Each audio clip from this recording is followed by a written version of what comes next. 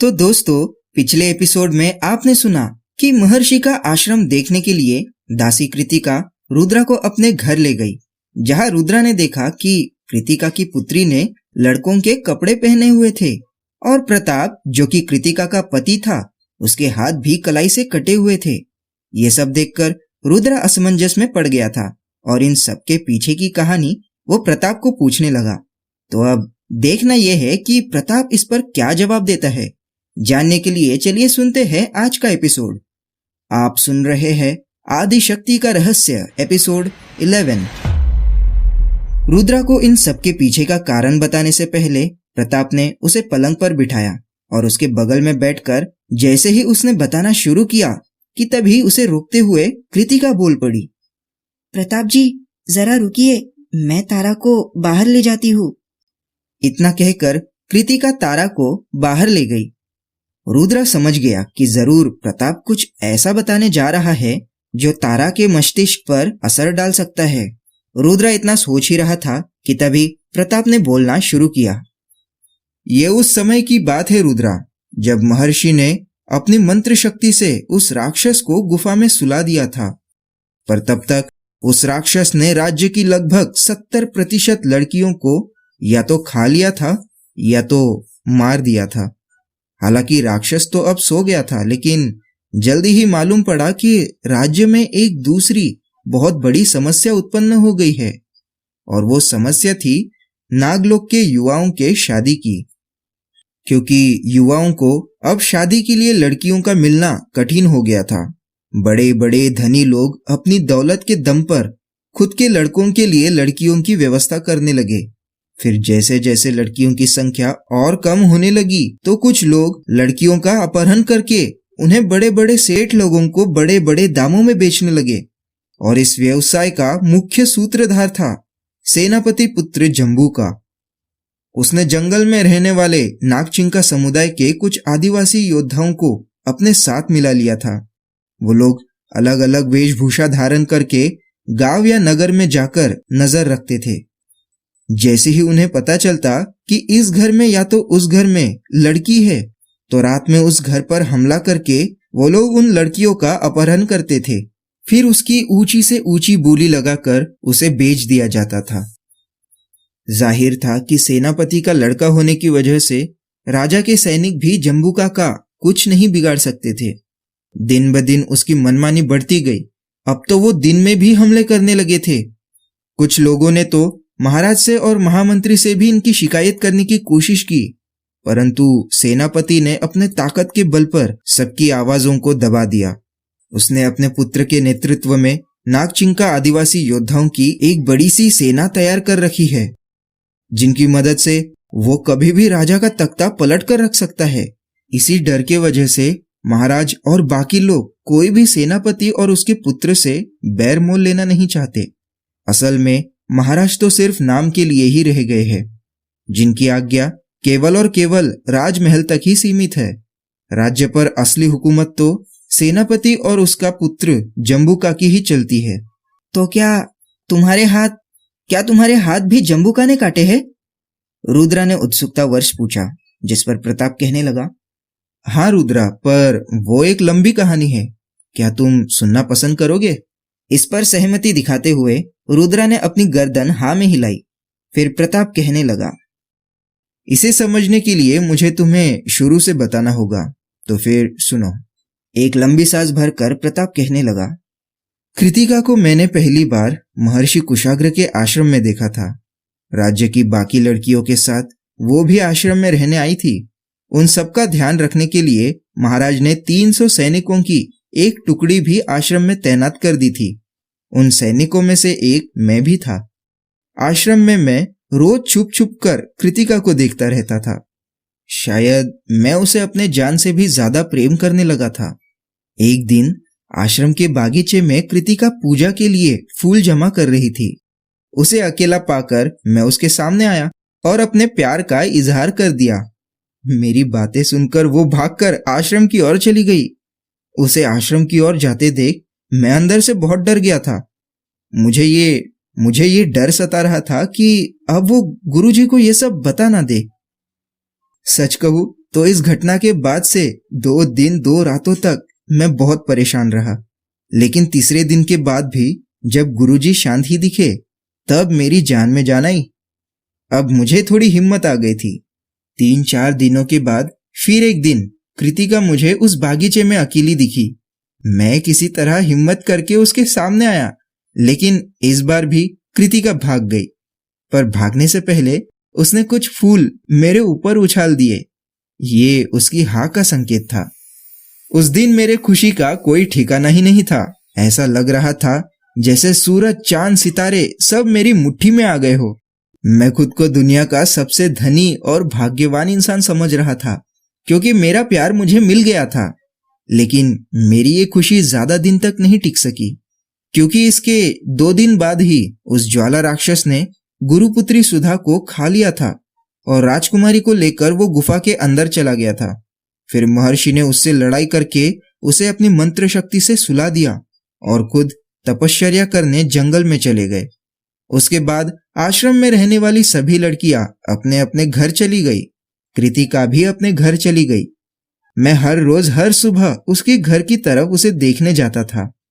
उसकी चांद जैसे सुंदर मुखड़े का दर्शन करके मेरा पूरा दिन अच्छा जाता था। लेकिन अचानक एक दिन मालूम पड़ा कि जम्बूका और उसके सैनिकों ने कृतिका का अपहरण कर लिया और वो उसे भामरागढ़ ले गए हैं। भामरागढ़ नागचिंका समुदाय के आदिवासियों का गांव था, जहां वो लोग अपहरण किए हुए लड़कियों की बोली लगाते थे। उस दिन मैं तुरंत महाराज और महामंत्री जी के पास गया और उन्हें इस सारी खबर से आगाह किया। लेकिन दोनों ने ही इस मामले में मेरी मदद करने में असमर्थता दिखाई। एक तरफ से देखा जाए तो उनकी असमर्थता सही भी थी, क्योंकि सेनापति और आधे से भी ज्यादा सैनिक तो उस समुदाय से ही मिले हुए थे। तब मैंने अकेले ही वहां जाने का फैसला किया। एक सैनिक बनकर तो मैं उनसे सीधे सीधे नहीं टकरा सकता था, इसलिए मैंने एक बहुत बड़ा व्यापारी होने का ढोंग रचा। इसमें महामंत्री जी ने मेरी मदद की। उन्होंने हजार चांदी के सिक्कों से भरी हुई 5 थैलियां मुझे दी। उन 5 थैलियों को लेकर मैं भामरागढ़ जा पहुंचा। वो एक बहुत बड़ा सराय था। सराय यानी वो जगह जहां बाहर से आने वाले मुसाफिरों को रहने के लिए जगह मिलती है, ताकि मुसाफिर कुछ दिनों के लिए वहां ठहर सके। हालांकि जितना बड़ा सराय होता था, उसमें उतनी ही ज्यादा मनोरंजन की व्यवस्था होती थी। उस समय मैंने देखा कि सराय के शराब खाने में अच्छी खासी भीड़ दिख रही थी। मैं भी वहां जाकर एक मेज पर बैठ गया। मेज के चारों ओर लोग बैठे हुए थे। तभी एक सेवक मेरे पास आया और बड़े ही अदब के साथ मुझसे कहने लगा, सेठ जी, कहिए मैं आपकी क्या सेवा कर सकता हूँ? तब मैंने कहा, 1 मटके का क्या भाव है? फिर उसने कहा, जी 10 कौड़ियाँ। फिर मैंने पूछा, और 1 मटके में कितनी शराब होती है? उसने कहा, जी मालिक 5 प्याला। वो सेवक मेरे पूछे गए प्रश्नों का बड़े ही अदब से उत्तर दे रहा था। मैंने देखा मेरी मेज पर मुझे छोड़ के और 5 लोग बैठे हुए थे। अपने कमर से सिक्कों की एक थैली निकालकर मेज पर रखते हुए मैंने कहा, हम सबके लिए 1-1 मटका ले आओ। उसी वक्त मैंने थैली से एक सिक्का निकालकर उसके हाथ में रखा और उसी समय दूसरा सिक्का इस तरह गिराया जैसे मुझे मालूम हो कि मैंने सिक्का गिराया, पर मुझे उसकी परवाह नहीं। तब वो सेवक तुरंत वो सिक्का उठाकर मेरे हाथ में देने लगा। मैंने लापरवाही भरे लहजे में कहा, मुझे क्यों वापस दे रहे हो? वो सिक्का अब तुम ही रखो। हमारे खानदान में गिरा हुआ पैसा नहीं उठाते। ये बात सुनकर सेवक खुश हो गया। वो खुशी खुशी वहां से निकल गया। लेकिन मेरी ऐसे बातों से उन 5 लोगों का ध्यान मेरी ओर खिंच गया, जो मेरी मेज पर बैठे थे। कुछ देर में वो सेवक दोबारा आया और उन 5 लोगों के सामने शराब से भरा 1-1 मटका रखने लगा। फिर मेरे पास आकर बची हुई 40 कौड़ियां मुझे वापस देने लगा। उस समय 100 कौड़ियां मतलब 1 चांदी का सिक्का होता था और 100 चांदी के सिक्के मतलब 1 सोने का सिक्का। जैसे ही उस सेवक ने बची हुई कौड़ियां मेरे सामने की, तब मैंने वो भी उसे रखने का इशारा किया। उस सेवक का तो खुशी का कोई ठिकाना ही नहीं था। वो मेरे पैरों पर गिर गया और मुझे प्रणाम करके खुशी खुशी वहां से चला गया। इस पूरे समय वो पांचों लोग एक टक्की लगाए मुझे देख रहे थे। सच कहूं तो मुझे भी ये बात मालूम नहीं थी कि मेरी हरकतों को देखकर वो लोग हैरान हो गए थे या उन्हें मुझ पर शक हो गया था। ये बात जानने के लिए मैं ही पहले बोल पड़ा। लो मेरे भाइयों, आज की शराब मेरी तरफ से, जितना चाहे उतना पियो।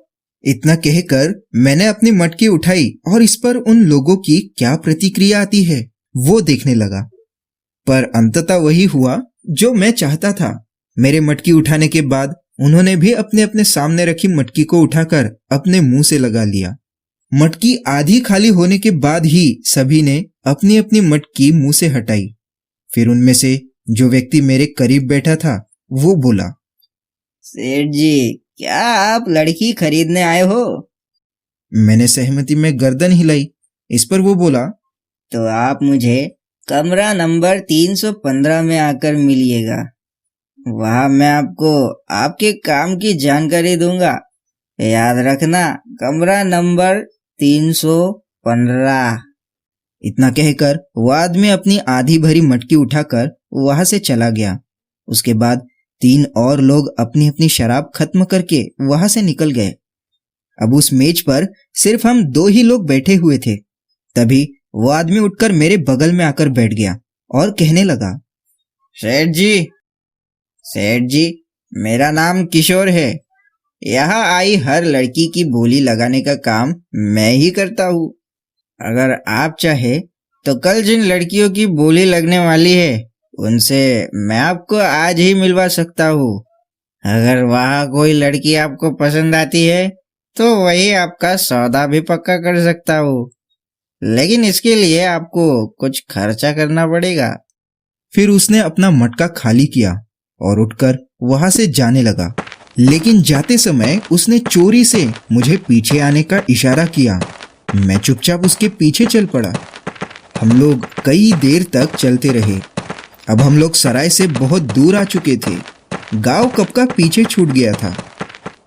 हम लोग जिस रास्ते पर चल रहे थे वो एक सुनसान पहाड़ी इलाका था। इस समय मुझे एक डर सता रहा था और वो डर था पकड़े जाने का। उस समय मेरे मन में कई सवाल उठ रहे थे। मैं सोच रहा था कि क्या इस व्यक्ति को मुझ पर शक हो गया है? क्या इसे मेरी असली पहचान के बारे में पता चल गया होगा? मेरे डर के पीछे का एक कारण ये भी था कि उस व्यक्ति ने पूरे रास्ते में मुझसे एक शब्द तक नहीं कहा था। चुपचाप होकर बस चलते जा रहा था। तो दोस्तों, प्रताप की ये कहानी आगे क्या मोड़ लेगी, ये जानने के लिए सुनिए अगला एपिसोड।